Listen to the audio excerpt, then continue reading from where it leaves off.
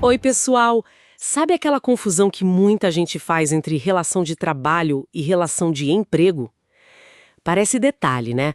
Mas olha, entender isso muda tudo sobre direitos, deveres, enfim, a vida profissional. É verdade. Muita gente acha que é a mesma coisa, mas não é bem assim. Pois é, e para ajudar a gente a entender melhor, estamos com um material ótimo aqui, um texto chamado Emprego e Trabalho, o poder da subordinação jurídica. A ideia é justamente clarear essa diferença que é super importante no nosso direito do trabalho. Um tema fundamental, sem dúvida. Então, nossa missão hoje é investigar esses conceitos com um foco especial no que o texto chama de o elemento decisivo, a tal da subordinação jurídica. Bora lá desembrulhar isso? Vamos sim. E entender essa diferença é o primeiro passo, sabe? Para saber qual lei se aplica, quais direitos a pessoa tem, ou não tem, dependendo do caso. Exato, isso define o cenário todo, né? Tanto para quem trabalha quanto para quem contrata. Com certeza. Então, começando pelo conceito mais amplo. O texto fala da relação de trabalho, como se fosse um grande guarda-chuva, certo? Isso, é o gênero. Basicamente, qualquer serviço que uma pessoa física presta para outra pessoa ou para uma empresa pode ser pago ou até de graça, né? Exatamente. O texto até cita exemplos ótimos. O autônomo, aquele que faz um bico eventual, o voluntário, o estagiário, o trabalhador avulso. Ah, legal. E a chave aí é que não precisa ter, assim, aquela coisa de chefe mandando o tempo todo, horário fixo, ou ser sempre a mesma pessoa fazendo, né? Perfeito. Essa é a ideia geral, a categoria mais ampla. Agora, a relação de emprego, aí a história muda um pouco. É a parte mais específica dentro desse guarda-chuva. Justamente. É a espécie. E para ser considerado emprego mesmo, com carteira assinada e tudo, o texto bate na tecla que a CLT, lá nos artigos 2º e 3º, exige 5 coisas. E olha, tem que ter todas juntas, tá? Não adianta ter só uma ou duas. 5. Quais são elas? Vamos lá. Primeiro, pessoalidade. Quer dizer, o serviço tem que ser feito por aquela pessoa contratada. Não pode mandar um amigo no lugar. Entendi. Intransferível. Isso. Segundo, a famosa subordinação. É a dependência, né? Seguir as ordens, a direção do empregador. Já já a gente fala mais dela. Ok. Terceiro, onerosidade. Tem que ter pagamento, salário pelo serviço. Trabalho de graça não é emprego. Certo, faz sentido. Quarto, não eventualidade. O trabalho tem que ter uma continuidade, não pode ser uma coisinha esporádica, um trabalho hoje e outro só daqui a 3 meses. Tem que ter uma certa frequência, uma rotina. Habitualidade, né? Gente, mas a ideia é simples. O risco do negócio é do patrão, não do empregado. Se a empresa vai mal, o prejuízo é do dono.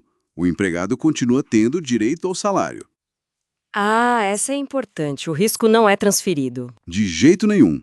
O artigo 3º da CLT até resume bem. Empregado é quem presta serviço não eventual, com dependência e recebendo salário. Juntou tudo isso, é emprego. E desses 5, o texto dá um destaque enorme para a subordinação jurídica. Parece que é aí que o caldo entorna, né? Onde a coisa fica realmente interessante. É o X da questão, sem dúvida. É o elemento que mais diferencia o empregado dos outros tipos de trabalhadores. É onde tem mais debate, mais discussão na justiça. E como ela aparece na prática? O que o material diz sobre isso? Bom, a subordinação, como está lá no artigo 2º da CLT e o texto explora bem, é basicamente o poder de comando do empregador. É ele quem dirige o trabalho, sabe? Diz o que fazer, como fazer. Tipo dar ordens. Isso, dar ordens, mas não só. É também o poder de fiscalizar se o trabalho está sendo feito direito e até de aplicar punições, como advertência ou suspensão se precisar. Entendi, é um controle mais amplo. Exatamente. Mas o fascinante aqui, e o texto aborda isso, é como esse conceito de subordinação tem evoluído, sabe? Não é mais só aquela imagem do chefe olhando por cima do ombro o dia todo. Ah, verdade. Hoje tem trabalho remoto, home office. Pois é. O texto fala da subordinação clássica, essa do controle direto, presencial, ordens explícitas, mas também menciona a subordinação estrutural. Estrutural? Como assim? Isso é para esses casos mais modernos, justamente. Na estrutural, mesmo que o trabalhador tenha, mais liberdade para decidir como vai fazer o trabalho, ele está totalmente inserido na estrutura, na dinâmica principal da empresa. Pensa nos motoristas e entregadores de aplicativo que o texto cita. Ah, claro.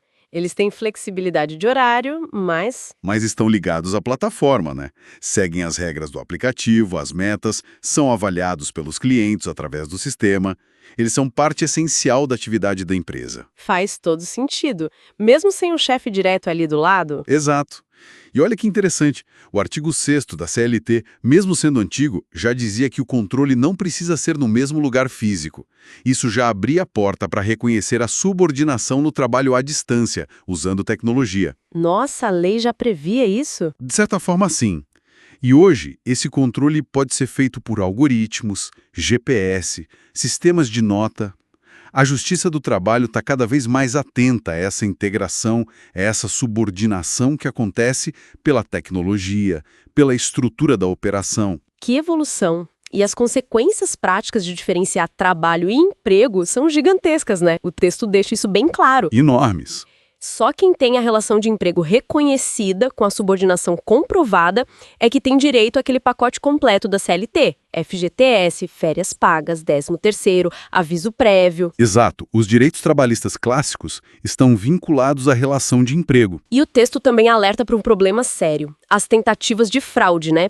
Aquela coisa de contratar alguém como autônomo, como PJ, pessoa jurídica, só para não pagar os direitos. Sim, a pejotização e outras formas de mascarar o vínculo.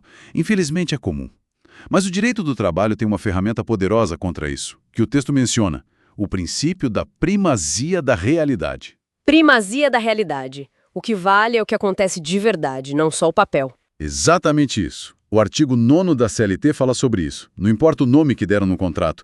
Se na prática, no dia a dia, estão lá presentes a pessoalidade, a onerosidade, a não eventualidade e, principalmente, a subordinação, a justiça pode reconhecer que aquilo é sim uma relação de emprego. Entendi. O que vale é a real. A tabela no material até ilustra bem, né? Empregado CLT, subordinação clara. Motorista de app. Aí depende, tem potencial para ser reconhecido. Isso. Depende da análise de cada caso, da intensidade do controle da plataforma. Já um consultor que é autônomo de verdade, ou um freelancer que faz um projeto pontual, aí geralmente não tem essa subordinação toda. Perfeito. Então, para a gente amarrar tudo, a grande mensagem parece ser: nem todo mundo que trabalha é empregado, mas todo empregado está numa relação de trabalho. O divisor de águas mesmo é a subordinação jurídica. É olhar para a realidade, para o jeito como o trabalho é feito e controlado. É bem por aí. A análise tem que ser concreta, caso a caso, vendo se existe essa dependência, esse poder de direção na prática. O rótulo do contrato não é o fim da história. Fica então para a gente pensar um pouco mais, né? Com base em tudo isso e no que o material aponta sobre o futuro do trabalho, essas novas formas de trabalho, com tecnologia mediando tudo, plataformas, inteligência artificial, como será que a nossa ideia do que é subordinação vai precisar se adaptar ainda mais? É uma ótima pergunta. Será que os critérios que a gente usa hoje vão ser suficientes para garantir que a proteção do trabalhador continue valendo nesse cenário que está mudando tão rápido? Fica aí a reflexão.